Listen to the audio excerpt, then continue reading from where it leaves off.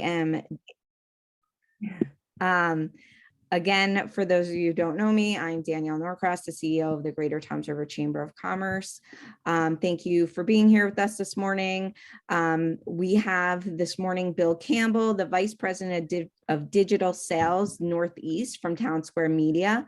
And he's going to be talking about Always Connected, the impact of digital disruption. I'm really excited to hear all about this because, as everybody knows, we've had a little bit of a hiccup in our normal routine in the last 20 months.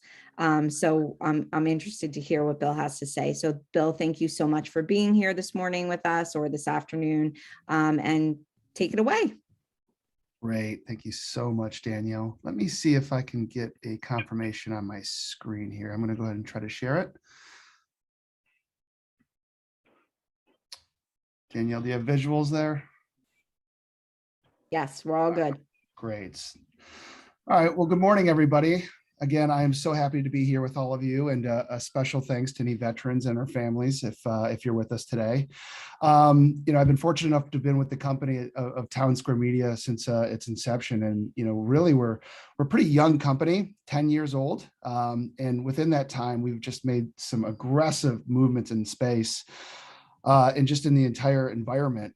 Within digital and traditional sales and media consumption. So I'm here to talk to you about the impact of digital disruption. I think a lot of the topics that we go over today are going to hit home to you, especially since this pandemic has really fortified and almost excelled us to lean on our devices and consumption in different ways more than any other time in our lives.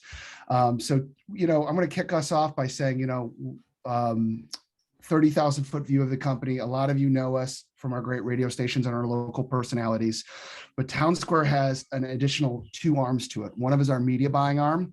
We represent over 10,000 clients throughout the United States, couple international, but the majority of our business is United States based. We represent 2,000 agencies. A lot of those partnerships are white label, where we actually extend our offerings into their shop as an arm. And then looking at 200,000 campaigns, we did our learnings quite early in the game, and we're representing all different types of verticals throughout any spaces. So when you look at the company as a whole, we say that we're digital first. Yes, we own radio stations, but this year we've surpassed about 49. We're close to 50% of our total annualized revenue is coming from digital. And I know a lot of that in those trends you're starting to see with your own businesses. So that leads us to our topic today, which is digital disruption, right?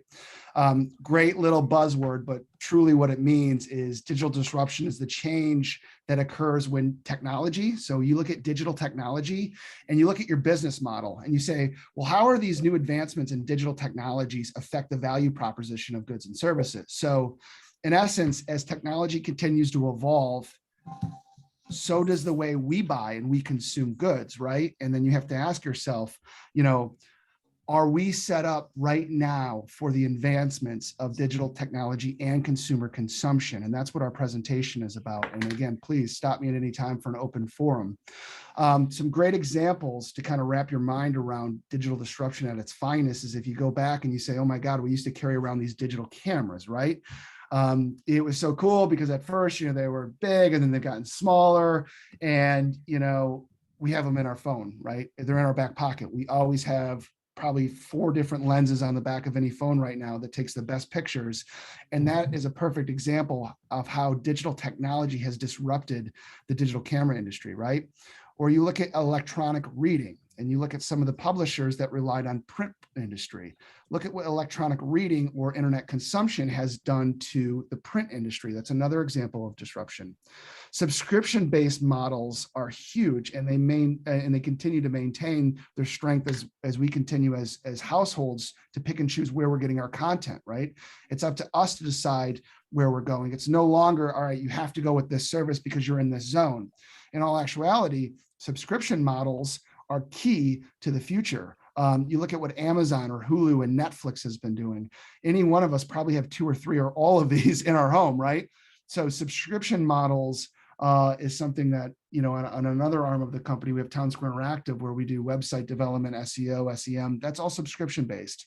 And you want to find yourself in a model that consumers can do business with you easily without contract, ease of use, and it's something that's repetitive. I mean, I don't know if anybody has a storage unit that they continue to use or an app that they once bought that you see that $199. Subscription models are incredibly powerful. And any given household probably has 10 to 20 of them that just kind of auto renew, right? So keep going.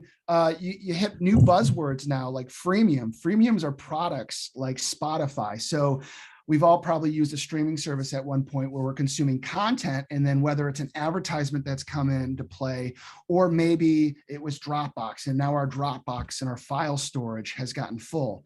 Well, now freemium, we have been able to introduce our product into the household or into the hands of consumers, but now to get that extra premium level, now they have to invest with our business, right? So freemium is a great concept to get somebody in your door, to get them using you, but then offer them a premium product that might be superior. Kind of like, you hooked them, you got them in, they really enjoyed the experience or the brand, and now you're increasing obviously your relationship and thus value with that customer through something called freemium. The last example I have for you today about digital disruption before we kind of jump into the nuts and bolts is on-demand services. So this has grown and continues to grow because, during the pandemic, we've all maybe taken an Uber, or we've had these, the power of our mobile and our smartphone has been able to call us rides and now food, but we've relied on this heavily and we're never going really back to how it used to be. If you get home from work and you really just, your favorite restaurant doesn't deliver, they don't have a delivery driver, well, you use Uber Eats, right? So on-demand services are incredibly important, and a lot of businesses are thinking about how to incorporate some of these bigger or larger brands locally, right? So how do you plug in to that to give your customer a better experience to do business with you? Are you making it easy for them? I know a lot of the restaurants and bars, they might use promo codes to promote safe driving, or they might give a discount or another offering based off of Square, or Payless tap to pay. All great examples of how businesses have evolved to stay in the game and through disruption. Any questions before I move on? Great. So digital disruption, right? As we continue to go through the presentation, I want you to think about your business and, ask yourself, hey, am I set up for success? What does the next year look like? What does the next 5 to 10 years look like? And before we can even put a media plan around anything to communicate with these consumers, we really have to understand what the consumer journey looks like. So we all have a consumer journey experience probably like 9 to 10 times a day. Sometimes it's really quick, right? Like it's time for dinner. All right, it's a fast consumer journey. I got thought about it. I'm hungry. I know I got to do it. Like, what is it? Other times it's a purchase of a vehicle, right? Where that could be an emotional roller coaster. It's a big purchase. But all journeys start with a trigger. And a trigger is the moment that you realized. Google used to call this like the moment of truth, right? So something has happened. Maybe it was a spouse that said, honey, we should, or maybe it was you were driving and all of a sudden your brakes started squeaking and you realized, oh my gosh, I should take this in and start to look. But there's a stimulus in our lives and it's a trigger response for us to say, I need. And, now literally we have all the resources at our fingertips and in our back pocket that initial consideration goes directly into product research. And here comes the competitiveness, right? And we're going to talk about market share soon, but the aggressiveness of being able to be found and relevant and have a strong reputation is critical at this point, because as a consumer, I'm about to make an important decision. Again, it could be quick, where am I going to eat? Or it could be, oh my goodness, I got to redo my roof soon. And it's a longer cycle. I believe the last survey from Sealy, a mattress company, came out, said it takes the average American 360 days to buy a mattress because it's so painstaking. Like we wake up and finally are like, I got to get a mattress, right? You go through all of these movements. So depending on how short or long the consumer journey is, it's fairly similar, right? We go through it. We do our research. We gather information. We might look at reviews. Amazon, has changed everything. I will always filter on high reviews and Prime. No question. Those are my two first picks. Why would I buy a product that, somebody else was having trouble with? And that goes towards now taking it a step further, social media. If Regina posts that she had a great experience at a restaurant downtown here, Regina and I are friends. I trust Regina. Like, I know I would have a great experience too, right? And then vice versa. If there is no presence on social media, or a bad presence is actually worse, right? That could sway my decision making as well. So, and by the way, Google's job as a search engine, once we start to do this product research, or any browser, is to populate the most relevant information. So if the relevant information, or the only information, is a bad experience or a poor post, then that's instantly going to put me behind consideration. So social media is sometimes a pretty important part. It just, again, depends on how far or deep you're going in your journey. And then, of course, the moment of purchase. I've made my decision, and that is going to be an experience all of its own. And then I might be able to share this journey with the next person, right? So it's kind of this evolving experience that there's really critical points when you break it down. And again, we're all going to eat later on. It's going to be quick. I either brought it, or I have my same, 4 or 5 choices that I might go to, but we're going to make that decision, and it's going to be quick. But there is going to be a big purchase, or that in that time where we're considering, we're going to be influenced. Okay. Have you ever thought to yourself, wow, I can't wait to take my lease. I'm going to turn it in, and I'm going to get the same exact car. But as soon as you start to research a little bit about that new car, maybe it was a Hyundai, and I love my car, why would I change? But as soon as you did that, all of a sudden you start to see, wow, I never thought there were other makes and models that I would like, right? And what happens is we all have this breadcrumb that follows us around. It's like our fingerprint, right? It's on every device we have. And now, so it's more than a breadcrumb. It's almost like a voice stalking agent that we feel. But I call this the breadcrumb effect. I consume content, and instantly data is collected on everything I do, right? In the back of our mobile phone right now, there's all of our apps reporting up. Those apps are assigned to our device IDs, and thus we see relevant messages, all right? So as soon as we put anything in to a smartphone, a browser, or any action, that data is being collected and then being used back against us to serve us a relevant message. This is one of the coolest examples I have. So in 2018, it was an amazing year, right? I was Googling stuff like best places to vacation. I was trying to fix my bad golf swing. And I took like 30 hours in a single pilot, in a single engine, like Cessna. So I was like very experiential. My wife and I just got married. We were having a lot of really cool experiences, and my ads were trips to Europe, right? Golf clubs, skydiving, more adventurous. And then we welcomed our sweet baby boy to the world. And instantly my searches became, when will my baby sleep? The effects of sleep deprivation on your body, right? I'm looking at parenting articles, and now my ad experience has totally changed, right? My wife would kill me if she ever saw me clicking on an ad about skydiving. It's just not going to happen right now. So my ads and the experience mirrors where I'm at in my life. And that is the coolest thing about being able to communicate with somebody with your message. It's not wasteful. It's impactful because it's backed up with your breadcrumbs. And so this was kind of the coolest example I could show you about, and you really, you come to realize when you start paying attention to what's around you when you're in, a recent search, but ads are becoming incredibly intimate. And this is an important thing to notice, because right now we all have choices with marketing, and it's very overwhelming. You're going to hear me refer to publishers, right? Publishers are companies that create content. Townsquare Media is, of course, a publisher. We have great radio station brands, and those DJs create content. They push that content out, and we monetize it by selling ads directly on that publisher. NJ.com, APP, right? Our local publishers that create content. Then you have things that are called exchanges. Exchanges are essentially where all of the open inventory goes. Google is a great example of an exchange. So Google is one of 1,500 exchanges that I have access to. So you wonder like how Beacon 70 can get that ad directly to me without any waste, because they knew I was searching for restaurants or where to watch the game on Sunday.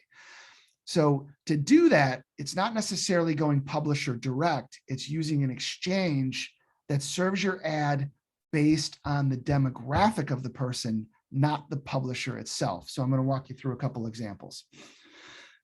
Advertising used to be incredibly easy.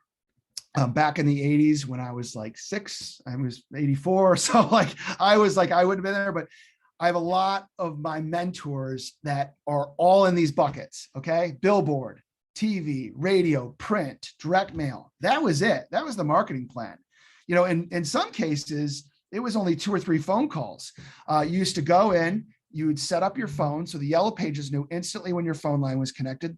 The phone book would call, and all of a sudden you did your grand opening and you contacted 2 or 3 individuals, and you have an awesome grand opening and you're ready to go. That's a great example of going publisher direct. You went direct to each one of these individuals, and you had a great advertising campaign. But now, like, you would go broke. You can't buy everybody. I mean, you're going to buy Snapchat, then Facebook, and then YouTube, and then you're going to buy radio and then print. All of these pubs, these publishers, have audiences that could definitely fit your demographic. So you say, well, what do I do, right? Sometimes when you go to a publisher, you're betting your demographic lives within their platform. All right, you're betting on it. And a lot of times those publishers nowadays has data to qualify that ad or that message before it's served. So that also helps. But mostly, if you bought every publisher right now, just in Ocean County or even Monmouth and Ocean County, it would be astronomical. You wouldn't be able to afford the marketing budget to do so. So sometimes we have to be able to leverage good traditional outlets that have strong publishers that give us wide reach. But then we have to be narrow with our marketing dollars to be more effective and efficient. And that's where these what we call exchanges come into play. So in essence, an exchange is a marketplace of open available inventory.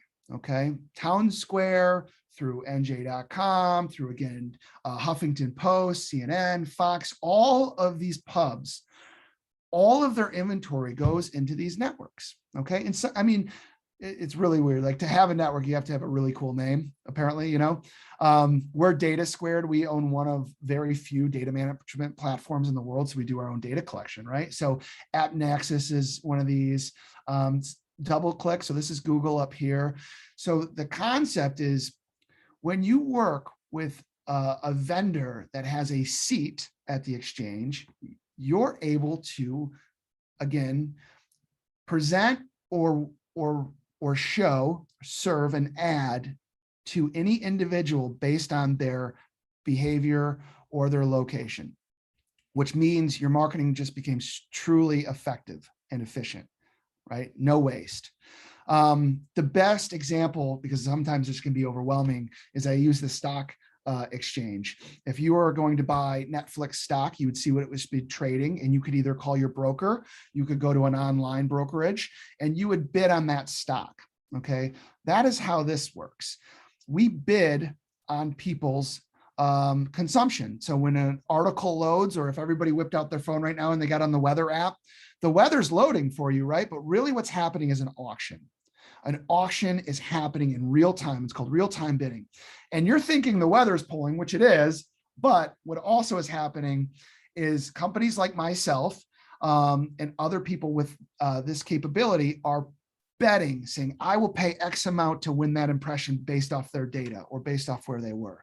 So every time you load a website or fire up your streaming service at home, and you notice that that ad's unique to your home, an auction is happening every time you load content. And that is how we're able to leverage exchanges like this to serve unique ads. And that's the breadcrumb effect, right? So I'll take a deep breath and I'll take a break. Is there any questions? Because that usually sometimes throws. No, we were just having people reminiscing about the 80s. Yes. on the job. Yeah. Phone cords, rotary dial. So yeah. 80s. And it's so cool to look back, because I even had a pager. I don't think it worked, but I always carried it. Like, I was able to get one too.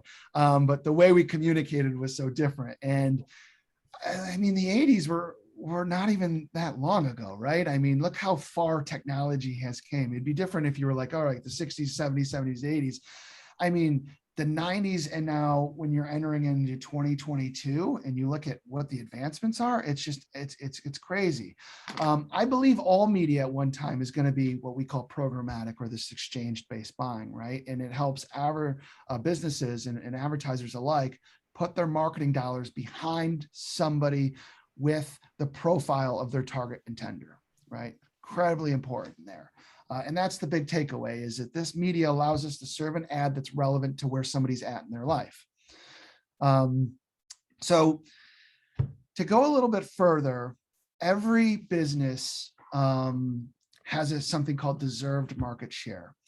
If you open a physical location, you have a phone number, you have a website, you instantly will create or take a piece of the market. It could be because you're on 70 and the traffic there, they pulled over and tried the new coffee spot, right? Just because, wow, that was something that is new to me. It's in my route. But you look and say, well, what is my deserved market share? How do I know how much share of the market is out there, depending on the category of business? One of a really cool exercise myself and my team does before we take on any advertiser is we look at a keyword analysis of what consumers alike are searching for. So if anybody could go to google.com/trends, pretty simple. So just go google.com and then do /trends, TRENDS, and you can put in Ocean County and you can put in florist, or you could put in electrician. And what Google is going to provide you is how many people are searching for your business. So we all just agreed that the moment of truth is when, essentially before we get to that moment of truth, essentially is when somebody searches for me and they do that initial search, what is Google going to rank, right? What is Google going to provide to me? Well, Google's going to show you the most credible businesses, but Google's also keeping storage of all the searches that are happening in our community. So if you actually went in and put your product or service into this Google Trends, it'll let you know how many people are looking for that category of business or your competitor. It's kind of neat because if you're a car dealer, you want to know how many people are searching for new or used or different makes and models. And you can say, well, I only sold 60 cars, but it looks like there's 20,000 searches going on right now. And, obviously, if you take that down to like the example I used with a florist, right? How many people are really selling? Am I overspending in the market? Am I underspending? How much of that share do I think I'm getting for how many searches are happening, right? So it gives you an idea or a concept of how much volume or activity is being generated in a market. And then, of course, when a user puts something into a browser like Google, Google's job, or any browser's job, essentially, is to populate the most credible businesses, okay? So the trigger, the research, the review. We have a really morbid joke in our industry, and I'm going to tell it to you, but it goes, where do you go to hide a dead body? And it's on page 2 of Google, because nobody comes off page 1. Like, you never go, let me see what's on page 2. Like, we wouldn't do it. So you look at your vertical and you say, hey, am I set up in being visible? Incredibly important. Am I showing up? Because that's your deserved market share. If you're showing up, just showing up in a search, you're going to impact your deserved share, 100%. There's only so many florists or electricians. The best of the best, quote unquote, again, which is, it's kind of tongue in cheek because your family could have been in business and been electricians for the last 70 years. And all of a sudden, David that just graduated has a marketing degree and knows how to work Google is showing up number 1. And you're like, who is this guy? So it's sometimes, you have to learn again, what disruption is really creating to the industry. And by far, the most important thing is being visible for when people are trying to look for you. Okay. And then of course, we call that SEO, is having a responsive site. You have to have a good experience. If somebody comes to you and they find you, they're there. That's your online storefront. They are there to do business or to shop you. And the experience that they have is going to be incredibly important for that share. Okay. That's all things that we can control. If somebody asks me if what they should spend on SEO or a website, I ask them to think about their business. That's not marketing to me. That is your online storefront. I think a website is more important than a phone number right now, to be honest. And I don't really care what business you're in. It's incredibly important that you are being found and you give somebody a good experience online. That is not even marketing. That is your business that should be set up. And to grow that business, the only way that I really know how to do it now is, of course, you can work on your cookie recipe and you can craft it. And then all of a sudden people are going to be like, wow, they're the best cookies out there in Ocean County. Or we can go after other people looking for bakery items or cookies. And we call that swaying decision-making. You put an ad in front of somebody that's actively looking for your competitor or your industry, and you sway their decision-making over to you. So you have a deserved market share, which is where we're all at right now. I mean, that's just, basic economics. You're looking at your products and services and what you have and how much money you're generating. And then you're saying, I'm missing out on this big piece of the market. How do I get more customers? Well, I have to sway them. I have to move them over. I have to entice them.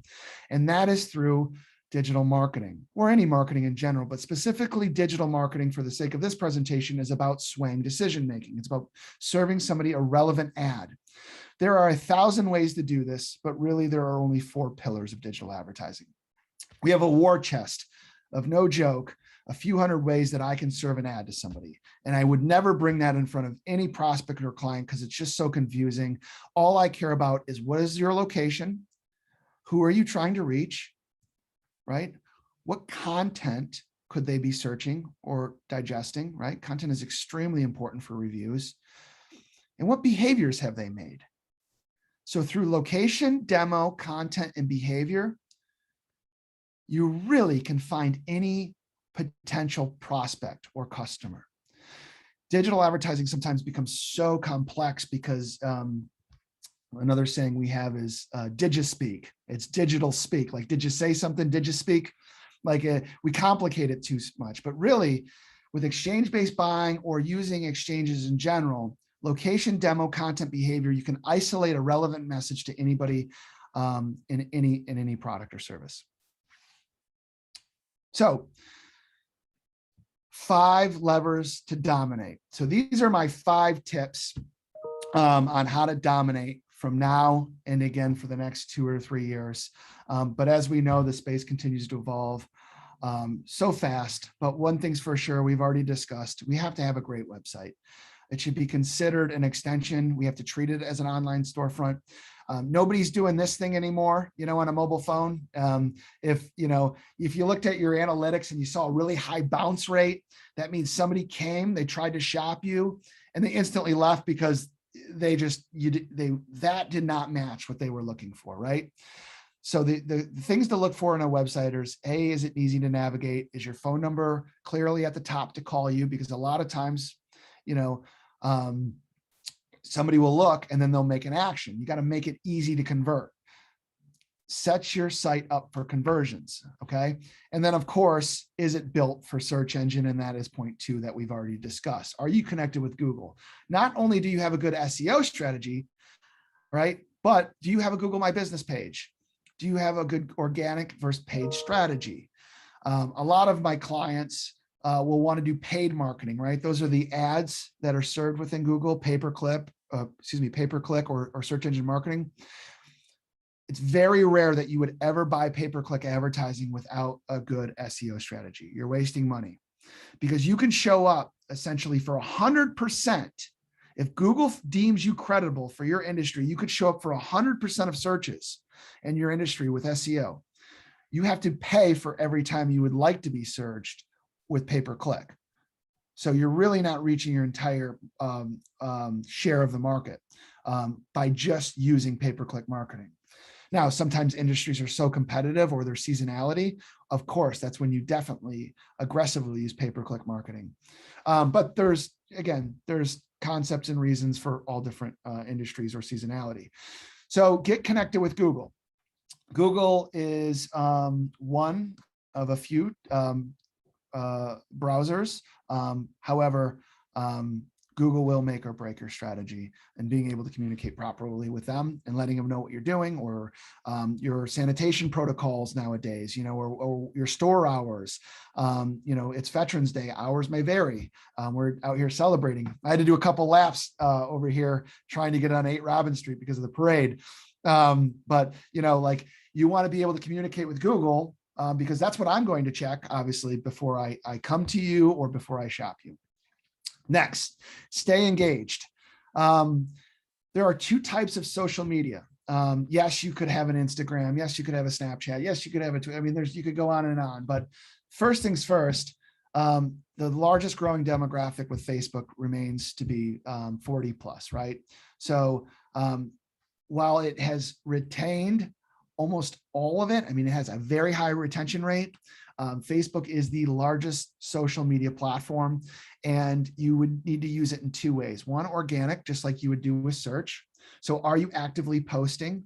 That actually helps your rankings with search. If you're using Facebook, if you're putting out, here's an example over here of Carrier, warm holiday wishes. Organic posting are not supposed to be an advertisement. If I have followed your business, I've probably have already done business with you, right? There's no reason I would just go to a roofer and say, you know what, I'm going to follow their page. The only way I would probably do that is if my roofer did an amazing job. I built rapport with him, and he said, hey, follow me throughout the season, and I'm going to give you great tips on how to keep your roof clean and keep your gutters maintained. Organic posting should be educational. All right. There's very few times, maybe if you're a bar or restaurant, where you want to shoot out a note and say, hey, we're doing this tonight or that tonight. It's a little bit different. But for the most part, when organic messaging is out, that's a friend base. You want to feed them the content that they're there for. You got to think about them as a friend base. You don't want to overwhelm them with ads. If I buy a mattress every 10 years and I happen to like the furniture store that I bought it from, I got it that you're having a sale. My father-in-law's in the car industry, and we joke that it's always truck month, right? Like it's always truck month. Like we're always selling cars, right? It's always mattress month. There's a Veterans Day sale, right? We're going into another holiday sale. So we know that there's sales always happening, but treat organic almost as a friendship conversation. And then of course, paid media. Paid media is the total opposite. Those are ads. Those are converting businesses. You can use paid media for awareness if it's a grand opening, but majority of all ads on social are conversion based. They should be cost per link click, cost per acquisition. They should be used as a conversion tool. That's where we make our money. So treating organic strategy different from paid is incredibly important when you're looking at the ROI of your investments. All right. So you got to keep, and sometimes I've seen a lot of businesses have organic search and social with one person and paid with the other. And it's very easy. Maybe you assign, an employee of yours to take over your social media as an organic, which is great because that's easy for them. And again, I mean, if you look at every job description, it's changed. So you're starting to see that more and more like, hey, I want you to post, a picture of, every morning of this product or service and wish everybody a happy Monday or whatever it might be. So that's organic and paid, critically important. And of course, promote your business. This is advertising. Find out what works for you, depending on your marketing budget. As somebody that's been in traditional media and digital media my entire career, I can tell you both are very important. Traditional media provides you this great reach. It helps with brand awareness, trust, credibility. That's all stuff that's built with traditional media. If you just popped up and you were in the market and you just started buying digital media, well, you don't have any trust, but you got to rely on your marketing message to create that and convert. So both are very, very important. However, when you're using digital marketing, try not to go too heavy with publisher direct. Try to focus your marketing dollars on your demographic. All right. Same thing with social media. When you're doing that, you're not just serving ads to the entire Facebook or Instagram ecosystem. You're behavioral targeting those ads with paid. So promoting your business, keep it very, very targeted. Again, what location am I in? What behaviors, demographics, or content are they viewing? And then the last one is important. And I think a lot of times it's not talked about, but creative is incredibly important to get the response that we want, to get the call to action that we want. Here's some of our vendors that actually have campaigns currently in the market. You get the turkey, we'll get the deep fryer, right? Cinch is an at-home delivery service. It's actually an arm of AmeriGas. So it's just really cool. Like they're speaking to the time. It's not just, hey, we know you need propane. They're actually bringing it out. It's seasonal to it. How don't you like cute dogs? No ducks, no problem, right? Ducks, if I'm saying that right, right? That's cute. Wake up every morning and tell yourself, I love our pool. You know, that's that conceptual or that dream that they're trying to paint. You know, when you spend more time at home, you rely on your appliances more than ever. I think we've all used our microwaves and our appliances a lot more since, you know, the pandemic. And then who doesn't like animals, right? You put a puppy on anything too, you know, with that Christmas hat, but creative's important. Sometimes we like to do animation with display or video. Video is by far the best performing if you have access to it. Sometimes it's good when you are doing video creative to shoot some extra B-roll. Companies like myself don't charge for creative because it's very important that the creative makes sense. If you're working with a vendor that doesn't have a creative strategy, then you need to figure that out before you place a buy. And then also you want to make sure any creative that you're in market with matches your website, right? If I click on this Cinch ad and it says you get the turkey, we'll fuel the deep fryer, there should be an experience about that. You shouldn't just dump me off to a car and say, how many tanks do you want? Like the ad experience should match the landing page and vice versa. So you want to think about that. And also, this is a really cool experience. Why not have that on my door if I'm a brick and mortar, or why not have that messaging wrapped around my entire brand? And last, and I'll land the plane here, I wanted to give you an example of a media plan that could be implemented by using everything I've spoken about and not cost thousands of dollars, maybe cost hundreds of dollars, right? So digital marketing doesn't have to be expensive because again, everything's on location. And when I say a location, it's population, right? So if you said, hey, my deserved market share could be potentially X based on the searches, well, digital marketing is the most cost-effective way to reach them. If you tell me you want to go and hit the boroughs of New York, well, we're going to have a pretty big marketing budget. If we want to carve out a 5-mile radius around your business in Ocean County, we can do that pretty effectively and efficiently, right? I mean, because we're only buying the population. Every ad served is an ad served to a targeted, more condensed populace. So here's a really cool plan that makes companies like myself very unique. We use a product called email marketing. Email marketing is a scrubbed list of targeted consumers in your industry. So if this was, again, I'll use automotive, it's just such an easy vertical. If I said, all right, in Ocean County, I have access to 55,000 adults with household incomes of X that would like to purchase a car. All right, these are user opted in emails. I would send an email to them, and I know right now I'll get at least a 10 to 15% of that 50,000 list open it. Okay, let's call that 5,000. So now I have 5,000 people that saw my message. I sent 50,000 emails out. Again, I got 5,000 people that opened it. And now when you open my email, I have your postal address and your name and your email. So what I do is I use that ecosystem that I just showed you, those exchanges. I dump your postal records in the exchange. And I said, when that house logs onto any device, I want to bid, right? I want to bid ads in that home. So I took 5,000 people that read my email, and now anything in that home that consumes content, I'm going to try to serve more ads to it. So now I'm getting frequency in the home. All of a sudden you say, well, I already have a direct mail list, and direct mail is getting very pricey. Well, that's great. So those 5,000 consumers, why don't we drop some direct mail to their home too, right? So now we have multiple touch points. And of course, they have streaming services in that home, and we have a great video that we want to show off. Let's show that video in the home too. It's a great example of finding the home of your potential target And at the end of this program, I would go to the advertiser and I would say, here are the 5,000 names and addresses in the homes that we're in. Why don't you match those back to your records to see what kind of ROI we generated for your campaign? And so that becomes instantly credible and something that we can manage. And a great example how we use exchange-based marketing. Danielle, with that, I am Wow. all done. That was awesome. I have like 10 pages of notes. Thank you. Thank you.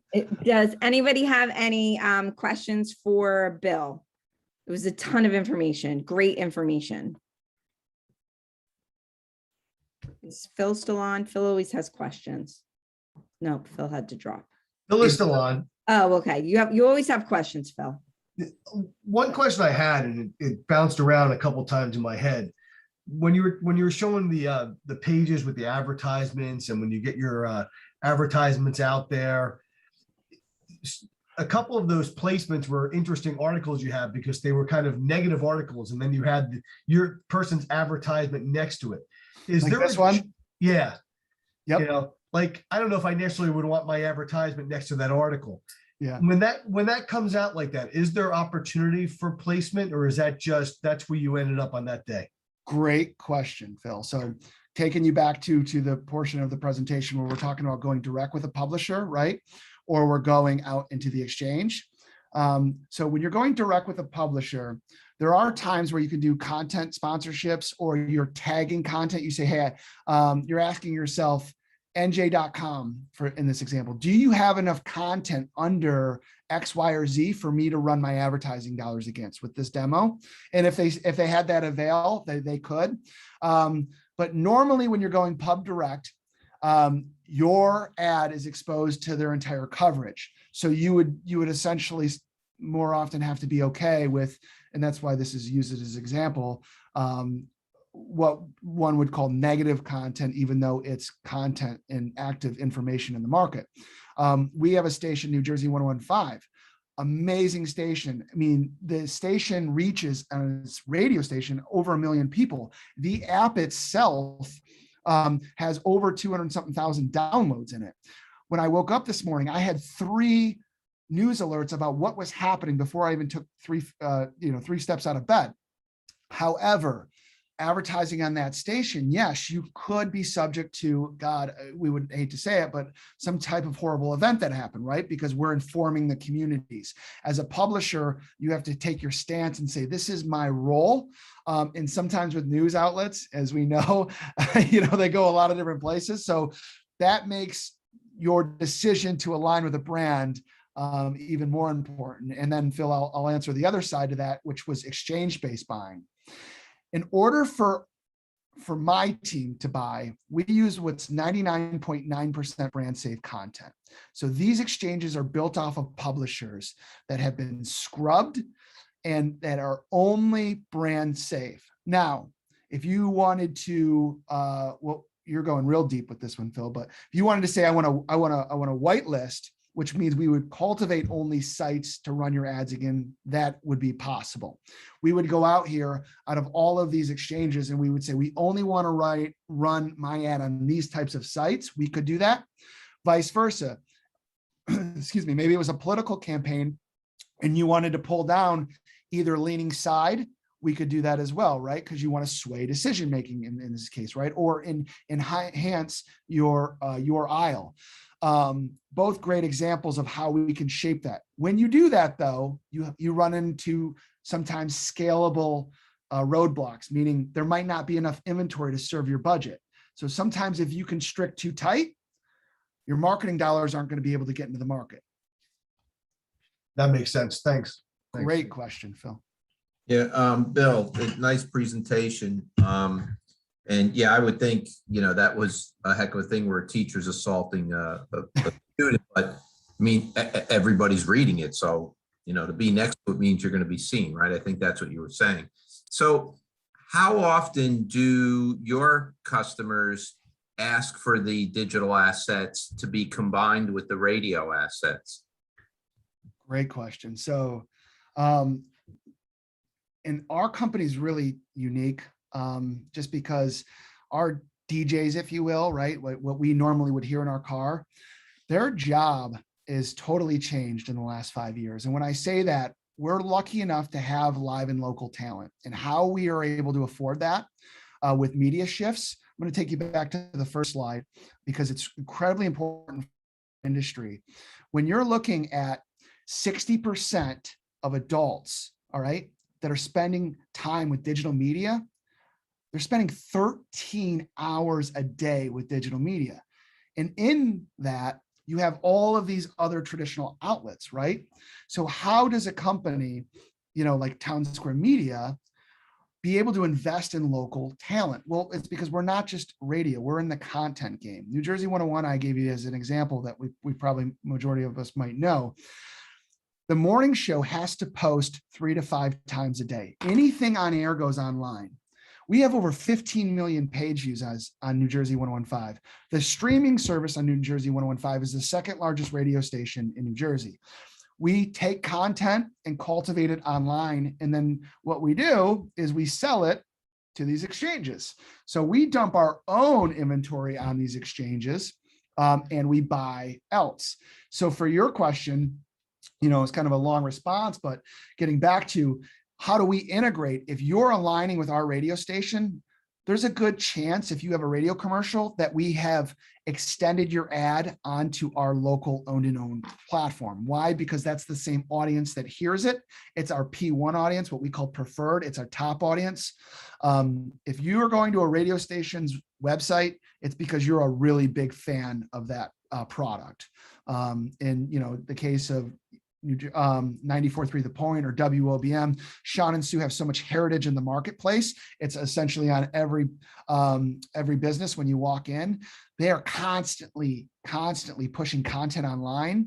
My team exhausts and sells that content, but also we have local opportunities as well too. So you might hear that live read or that live message from Sean and Sue in the morning, and then when you go online, your display ad or content, advertorial, whatever it is next to them, which again reinforces it. So it's a great cost-effective way to increase reach and frequency by using us as a radio and online. And then there's the rest of the world, which is what I just showed you. And that's kind of not worrying about any inventory. It's all worried about the person. Because if you go to any one of my sites, go to WOBM right now in your browser, you're going to see an ad that's targeted to you. So you're going to be like, oh my God, I just got, this allergy medication because I was just searching something.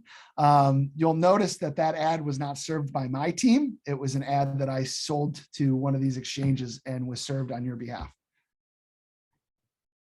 So amazing.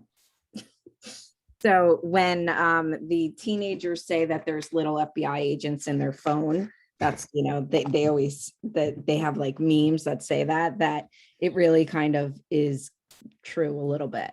Yeah, they caught me on the I don't listen to you. We don't monitor you on your phone. And I'm like, yeah, right. I didn't say that. That is definitely not true. Yeah. Well, is there any more questions for Bill? It's such a great presentation. Awesome. Well, I really appreciate the so cool. opportunity. Thank you very much for your time this morning. And Regina, thanks for setting this up and bringing Bill to us. I will be sending out the link that the YouTube is on, so you can have it to, send to anybody that you think would benefit from it. But Bill, thank you so much again for your time. We appreciate it. And we will see you next month when we talk about virtual work environment. So virtual work approach is going to be our topic for December from the ladies from Thrive. But again, thank you so much for your time, and we'll see you all soon. Member Connects tomorrow if you want to join us. Thank you.